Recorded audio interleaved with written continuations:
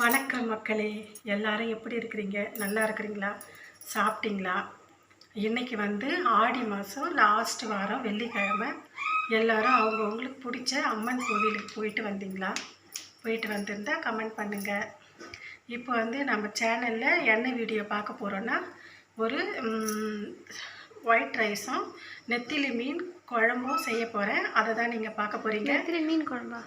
நெத்திலி கருவாட்டு குழம்பு செய்ய போகிறேன். அதை தான் நீங்கள் பார்க்க போகிறீங்க. வாங்க வீடியோக்குள்ளே போகலாம். இப்போ நம்ம தேவையான பொருட்களை பார்க்கலாம். வாங்க போகலாம். ஃபஸ்ட்டு நெத்திலி கருவாடு, தேவையான அளவுக்கு தக்காளி, உருளைக்கிழங்கு, முருங்கைக்காய், தேவையான அளவுக்கு வெங்காயம், பச்சை மிளகாய், 2 முட்டை, சுட தண்ணி வச்சுருக்கிறேன். குழம்புக்கும் கருவாடு அலசவும் வச்சுருக்கிறேன்.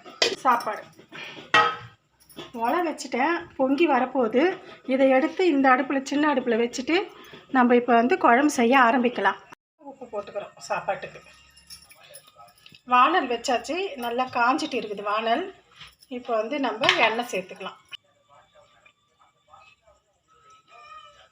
நல்லா எண்ணெய் காஞ்சிடுச்சு. இப்போ வெந்தயம் சேர்த்துக்கலாம்.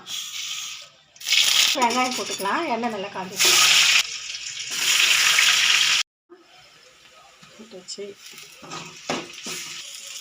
பூண்டு பல் ரொம்ப சின்னதாக இருக்குது, அதனால் தோலை உரிக்காமையே போட்டுக்கிறோம்.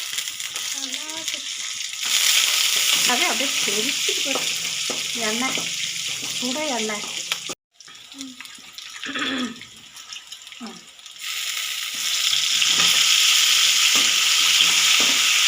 தக்காளி நிறைய சேர்க்கறதுனால புளியை கம்மியாக போட்டுக்கிறோம்.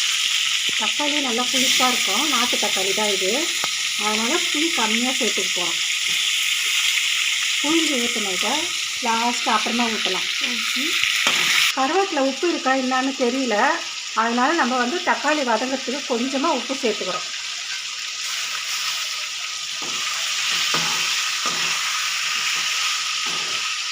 இப்படி வச்சிடலாம், பார்க்கலாம். இப்போ நம்ம பச்சை மிளகாய் போட்டுக்கலாம். அப்படியே காம்போடவே போட்டுக்க போகிறோம். எப்படி இருக்குன்னு பார்ப்போம். காம்பை கிள்ளிட்டு தான் போடுவேன். இந்த குழம்புக்கு மட்டும்தான் காம்போடு போட்டுக்கிறேன். உருளைக்கிழங்கு, முருங்கைக்காய் கட் பண்ணி வச்சுருக்கிறேன், அதையும் போட்டுக்கிறேன். இப்போ இந்த தண்ணி விற்றுலாம். இது தக்காளி விதை, அதனால் அதை விற்றுலாம்.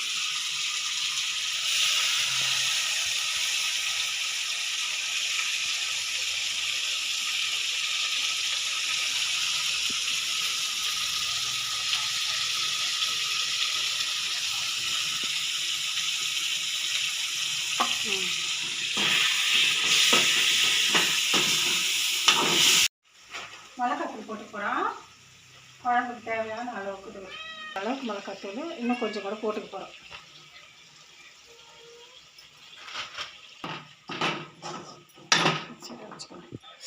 சூடாக இருக்குது கடாய். சுடு தண்ணி கொஞ்சமாக சேர்த்துக்கலாம். இது வேறு சாப்பாடெலாம் வச்சுக்கிறேன்.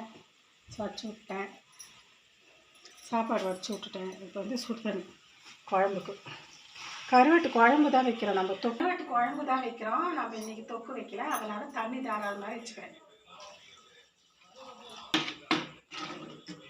காய் நல்லா வேகட்டும், அதுக்கப்புறமா கருவாட்டை கழுவி குழம்புக்கு போடலாம். கருவாட்டு குழம்பு சாப்பிட போடுவோம்.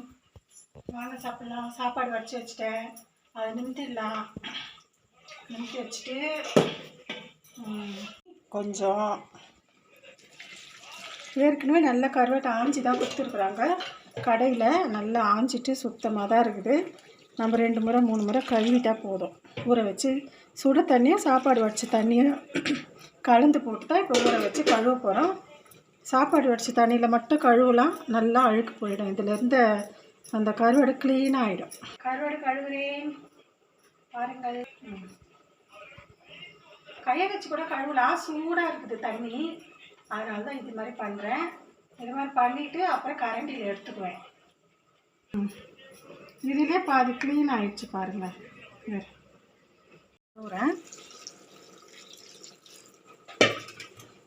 நல்லா சுத்தமாகிடுச்சு. கருவாடு ஏற்கனவே க்ளீனாக தான் இருந்தது, இப்போ நல்லா சுத்தமாகிடுச்சு. இப்போ வந்து கருவாட்டை வந்து எப்பயுமே ஊற வச்சிடக்கூடாது ரொம்ப நேரம்.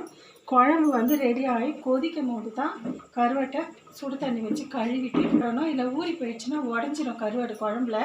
அதனால தான் கருவாடை லாஸ்ட்டாக தான் கழுவிட்டு போடணும். காய் வெந்து போடலாம்.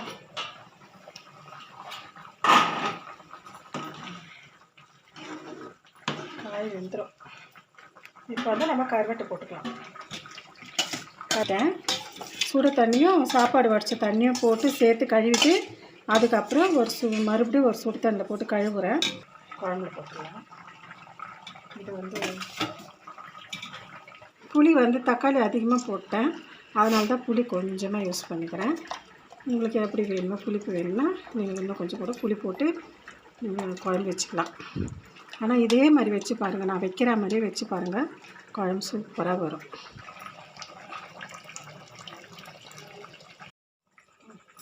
அரைச்சி ஊற்றி போட்டுக்கலாம். முடிச்சுட்டேன்.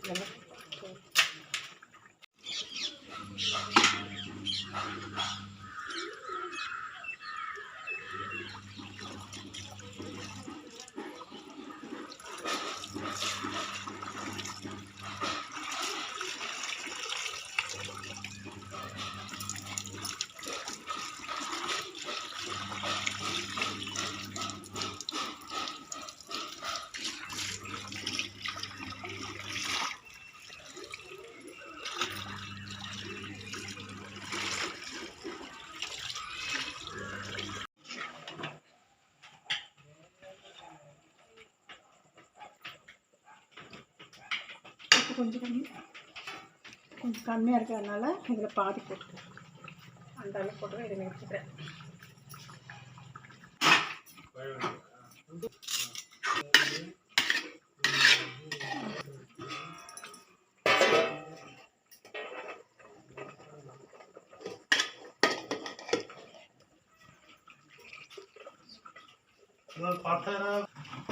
சுக்கு கூட நீ எடுத்துக்கிறாங்களா டாட்டா இப்போ திரும்ப போடுவோம்.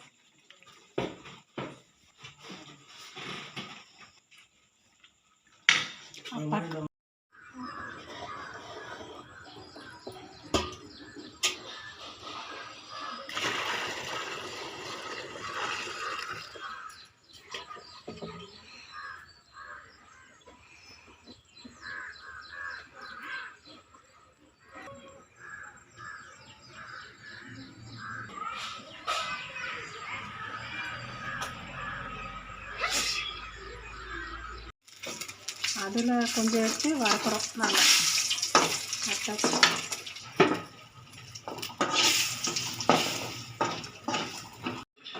ரொம்ப சூப்பரான வாசனையான நெத்தலி கருவாட்டு குழம்பு ரெடி பண்ணிட்டோம்.